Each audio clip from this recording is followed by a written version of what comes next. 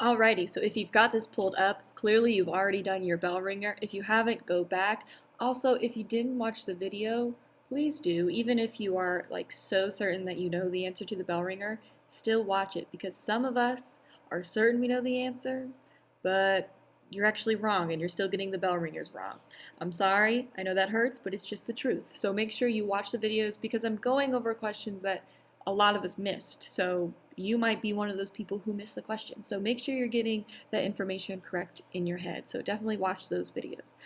Okay, if you've done all that, I'll stop talking about it. You clearly have your direct instruction video pulled up, and now you have your guided notes pulled up. So we are going to go through these. Just a reminder, you're going to type the answers in the box as I type them, so you have these notes to keep, so you know all of the information you need to know. So what are we going to know today? Today we can explain how the flow of Earth's internal energy drives the cycling of matter, causing plate movements. Whoa, that sounds a little out there, a little tricky, but it's really nothing too crazy, so I think we'll be all right. So let's dive into it, shall we? This first slide contains stuff that I think we actually already know. You maybe in maybe 6th or 7th grade, maybe you learned it during those years, but I'm pretty sure you learned it in 5th grade. You may have talked about the layers of the Earth. You learned about it at some point. We know that there are kind of 3 main layers, and they can be separated into different layers, and we call these layers the crust, the upper and lower mantle, and then the inner and outer core. So we know that the crust, let me move myself, we know that the crust is that outer layer of the Earth. It's thin, it's what we're walking on. We're walking on Earth's crust. You think of a piece of bread, the outside is that thin little crust. Same thing with the Earth. The outside is the crust. Underneath the crust, you have the upper mantle and then the lower mantle. And then below the mantle is the outer core and then the inner core. You think of the core of an apple is just like that hard center. Same thing with the Earth. The core is in the middle. So these layers we've divided up based on what they are made of. So the crust is made up of like hard, thin rock. The mantle is kind of lava, magma.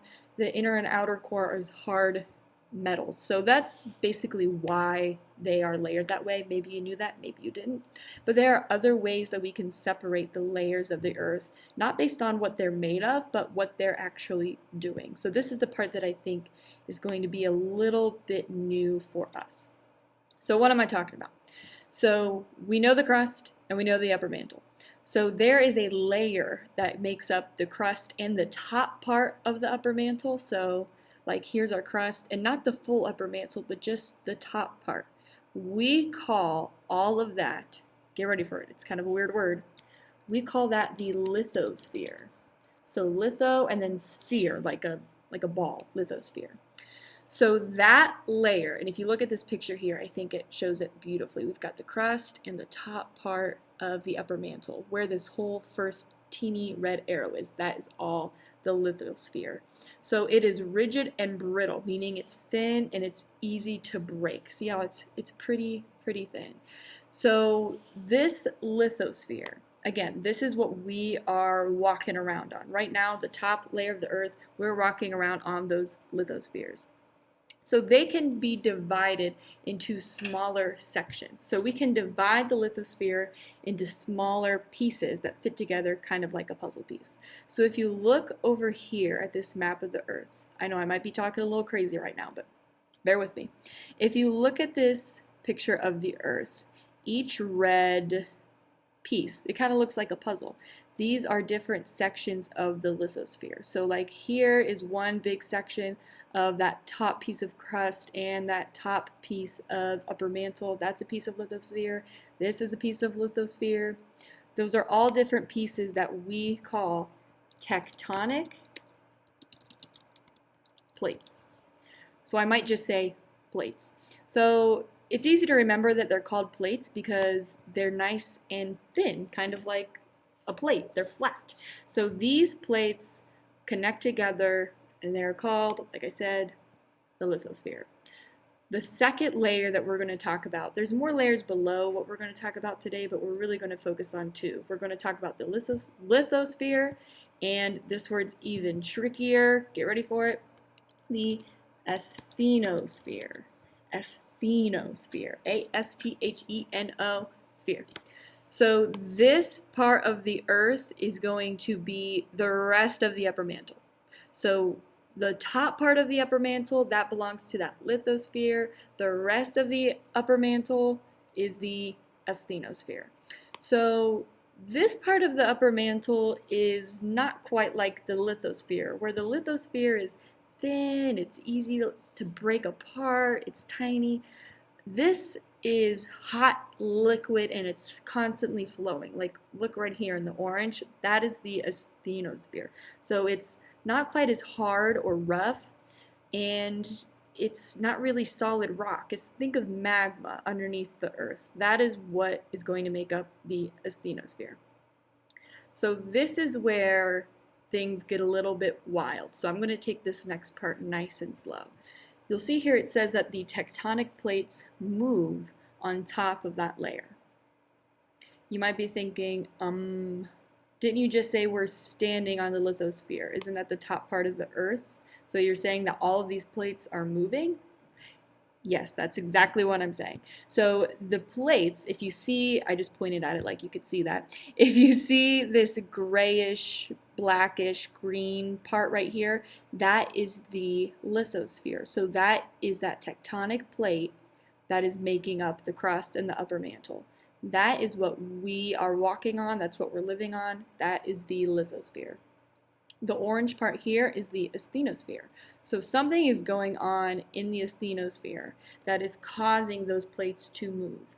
Now, when I say that they're moving very, very, very slowly. I mean like millimeters every year. Like it's teeny, teeny, tiny. So it's moving so slowly that we don't really feel that, because that'd be weird, right?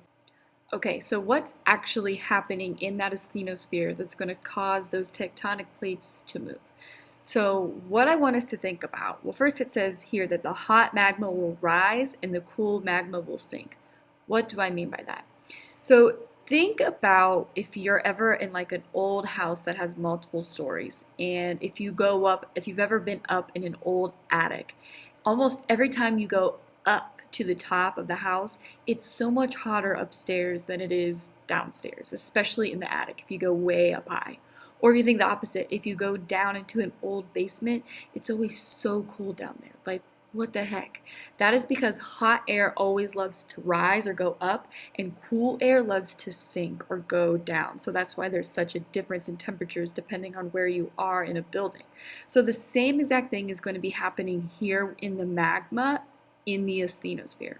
So there in the middle of the earth, it's like super, super hot. So the magma closest in the asthenosphere to the center of the earth is getting heated up by what's in the core of the earth. So the closer it is to the middle, actually let's look at this picture here. The closer that magma is to the middle, the hotter it's becoming. So as it heats up, since heat likes to rise, that magma is slowly going to turn up toward the top of the mantle instead of being toward the center of the earth. So it's going to rise up to the top. And as it's closest to the top, that magma that was once getting heated up by the bottom is now starting to cool down a little bit.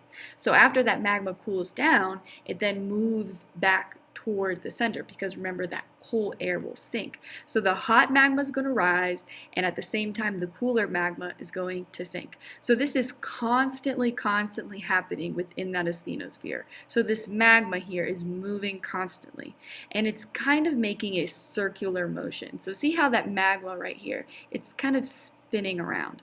So that lithosphere that's sitting on top of that spinning magma, it's going to move. Think of like a conveyor belt, like in a factory. Whatever's sitting on top of the belt will move, and the things will move with it. So that lithosphere is getting moved with that magma as it's turning in that circular motion. So we call the spinning of this magma based on the changes of temperature, we call those convection currents. Maybe if you have like an older oven, you may have heard of like a convection oven. Maybe you have, maybe you haven't, but it's the same thing. Like the waves in that oven move because the hot air rising and the cool air sinking. So those are convection currents. So always, even right now, as we're talking about this, underneath us in that asthenosphere, we have those convection currents. That hot magma rising, that cool magma sinking is moving in that circular motion, which is causing the lithosphere, those tectonic plates sitting on top of the asthenosphere, to constantly move. So these plates here are in constant motion because of those convection currents. But again, it's happening so slowly that we don't even feel it. We don't even feel it. Okay, that's all for today. I know it's a little crazy, but we're going to practice it tomorrow. So hit me up if you have any questions about it.